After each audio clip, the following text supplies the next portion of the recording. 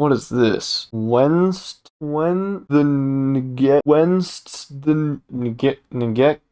What am I reading right now?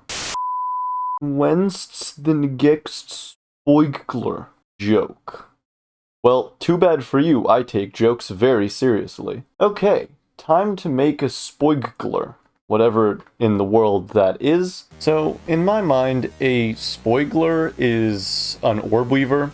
That's just kind of what makes sense to me in my head when I think of Spoigler. Is just what makes sense in my head. So I pulled up the Orb Weaver sprite sheet that already exists in my game. It's going to use the Orb Weaver color scheme.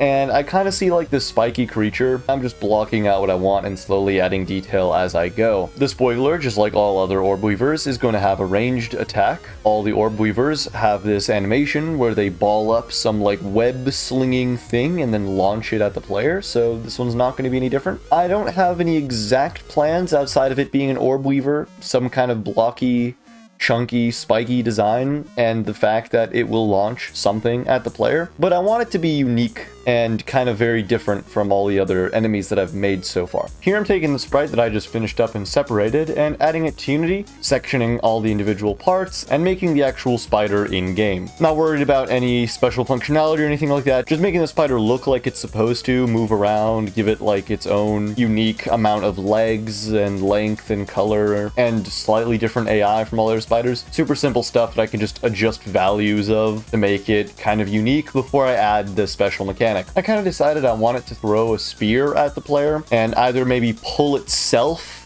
like a grappling hook, or maybe pull the player. I haven't yet decided between it pulling itself forward or it pulling the player to it, but it's going to be one of the two. Here I finally have it looking like it's supposed to, so now I start coding in the new mechanic. I take the Orb Weaver code that already exists. The original Orb Weaver shoots like this zipline kind of thing that both enemies and the player can use to move around quickly, and I just tack on another setting for the Orb Weavers to either shoot the zipline or make the spear effect that I want. At this point, I'm still not fully decided on either having it pull the player or the enemy, but it doesn't really matter until later. Realistically, it's the tiniest change in the code. I don't really need to decide until much later. In the meantime, while this speeds along as I'm finishing up some of the coding before playtesting the enemy a little bit more, I have some pretty big news to share actually. There's going to be some massive changes I'm going to announce for the game soon, which is going to be pretty exciting. If you want to stay up to date with everything on Delve, maybe subscribe to the channel or wishlist the game on Steam. You could even try out the demo.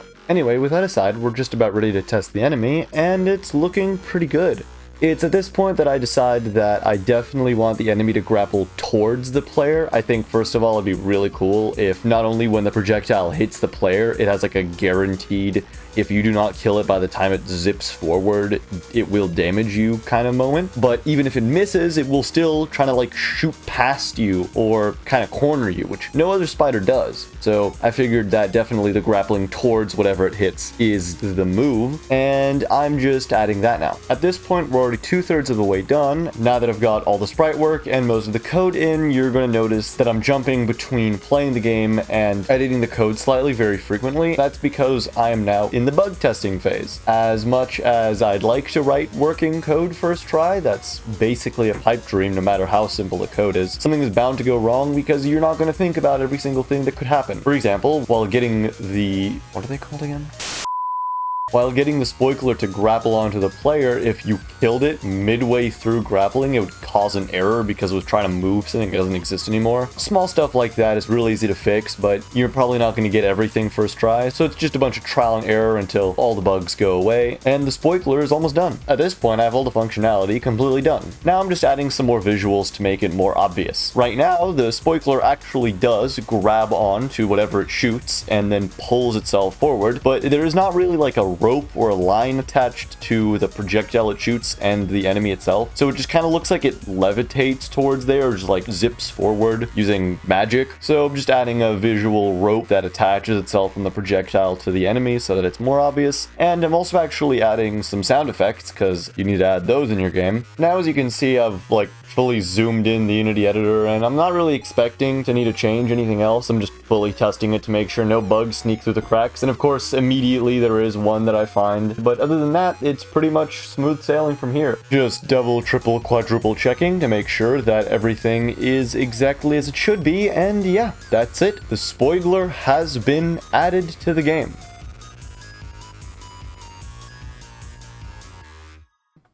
Hey, real quick, if you enjoyed the video, maybe hit the like button. And seriously, check the game out. There's a free demo on Steam.